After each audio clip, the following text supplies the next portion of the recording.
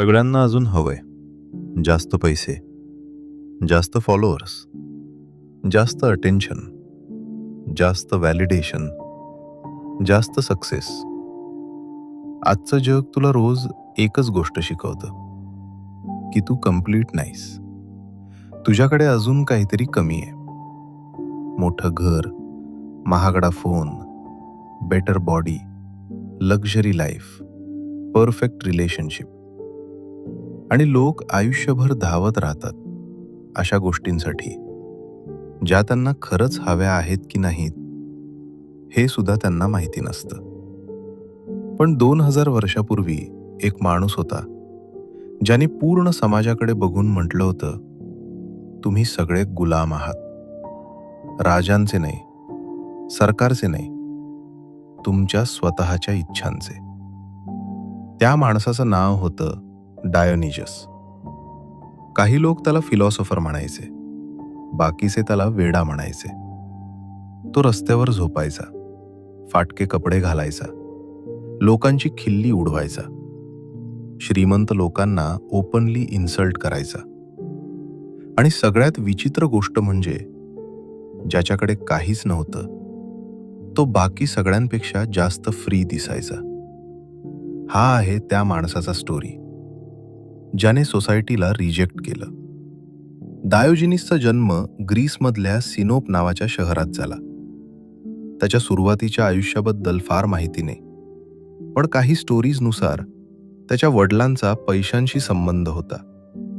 Coin making, currency. नंतर काही कारणांमुळे डायोजिनिसला स्वतःच्या शहरातून हाकलून देण्यात आलं, एक्झाईल. आणि कदाचित तिथूनच सगळं बदललं. कारण जेव्हा एखादा माणूस सोसायटीमधून बाहेर फेकला जातो तेव्हा तो सोसायटीला बाहेरून बघायला लागतो.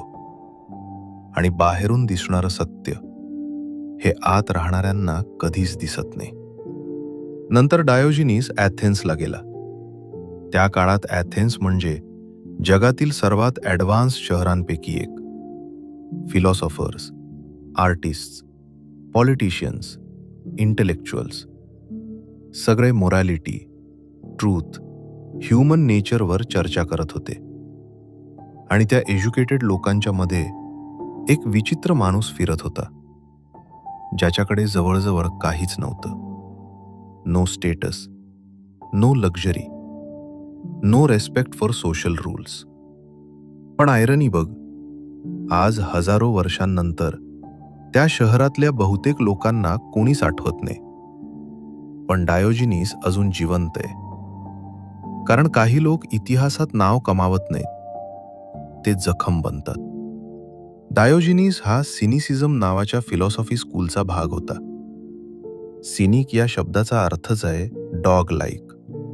आणि ऑनेस्टली तो लिटरली कुत्र्यासारखाच जगायचा. जिथे जागा मिळेल तिथे झोपायचा, साधं खायचा, लक्झरीला रिजेक्ट करायचा.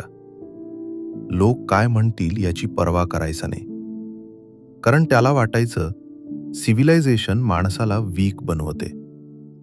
लोक ॲडिक्टेड झाले आहेत कम्फर्टला, प्लेजरला, ॲप्रुव्हलला, मनीला. आणि हळूहळू ते स्वतःची फ्रीडम विकत आहेत. आजही तेच चालू आहे. प्रत्येक ॲप, प्रत्येक ॲडव्हर्टिजमेंट, प्रत्येक इन्फ्लुएन्सर तुला एकच गोष्ट सांगतो, तू पुरेसा नाहीस. म्हणून लोक आयुष्यभर स्वतःला प्रूव्ह करत राहतात. अननोन लोकांसमोर, फेक लोकांसमोर, इंटरनेट समोर. डायोजिनिस म्हणायचा, जितक्या कमी गोष्टींची तुला गरज असेल तितका तू पॉवरफुल. आणि ही गोष्ट सोसायटीला आजही घाबरवते. कारण कन्झ्युमरिझमवर चालणारं जग तुला इंडिपेंडंट नाही, डिपेंडंट बनवू इच्छितं. डायोजिनिस बद्दलची सगळ्यात फेमस स्टोरी म्हणजे तो एका मोठ्या बॅरलमध्ये राहत होता. इमॅजिन कर, एका महान शहरात जिथे रिच फिलॉसॉफर्स लक्झरीमध्ये बसून विजडम बद्दल बोलत होते, तिथे एक माणूस बॅरलमध्ये राहून त्यांच्यावर हसत होता. आणि तरीही लोक त्याचं ऐकायला यायचे. का? कारण बाकीचे फिलॉसॉफर्स फिलॉसॉफी बोलायचे. डायोजिनीस ती जगायचा कम्प्लिटली. बहुतेक लोक म्हणतात पैशाने हॅपीनेस मिळत नाही, पण कम्फर्ट गेलं की पॅनिक होतात. डायोजिनीसने कम्फर्टच डिलीट केलं, कारण त्याला प्रूव्ह करायचं होतं की माणूस स्वतःच्या इच्छांचा कैदी आहे. आणि कदाचित तो बरोबर होता. एकदा डायोजिनीसने एका लहान मुलाला हाताने पाणी पिताना पाहिलं आणि लगेच त्याने स्वतःचा कप फेकून दिला, कारण त्याला जाणवलं की कप सुद्धा अननेसेसरी आहे. Imagine that mindset. लोक आयुष्यभर वस्तू कलेक्ट करत राहतात. डायोजिनीस उलट विचारायचा, मी अजून काय रिमूव्ह करू शकतो? आणि इथेच लोक त्याला मिसअंडरस्टँड करतात.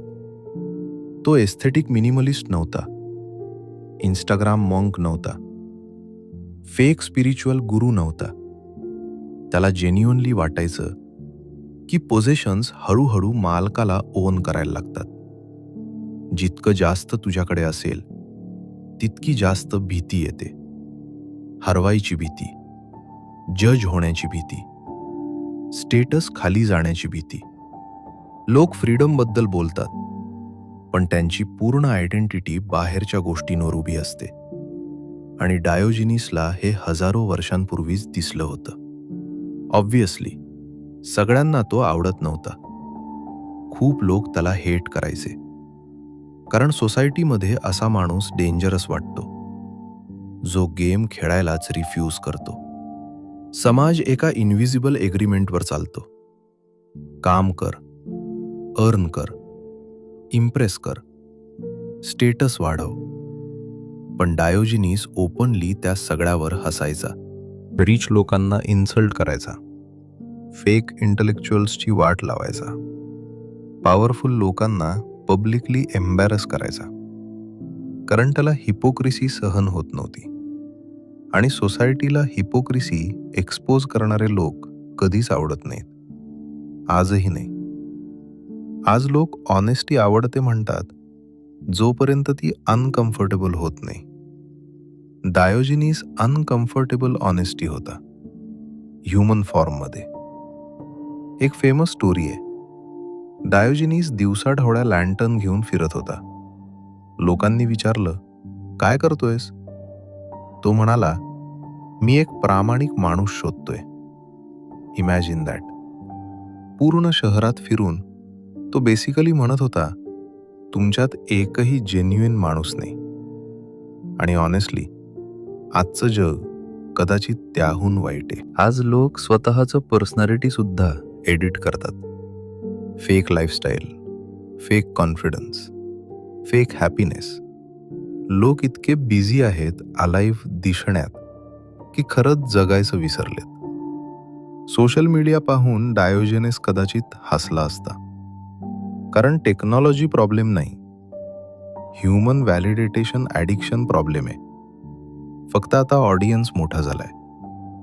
पण सगळ्यात इम्पॉर्टंट प्रश्न आहे, डायोजिनीस खरंच वाईज होता की फक्त वेडा? ऑनेस्टली कदाचित दोन्ही.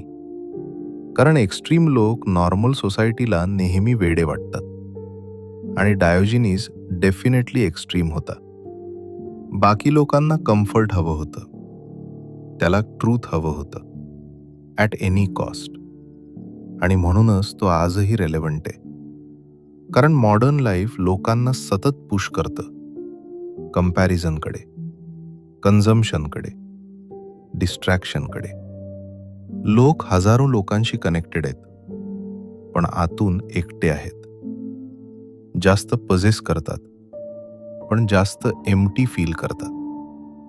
एंडलेस एंटरटेनमेंट कन्झ्युम करतात, पण स्वतःच्या विचारांसोबत 10 मिनिटं शांत बसू शकत नाहीत. आणि कदाचित म्हणूनच डायोजिनीस अजूनही लोकांना आकर्षित करतो. कारण डीप डाऊन लोक मॉडर्न लाईफमुळे थकलेत.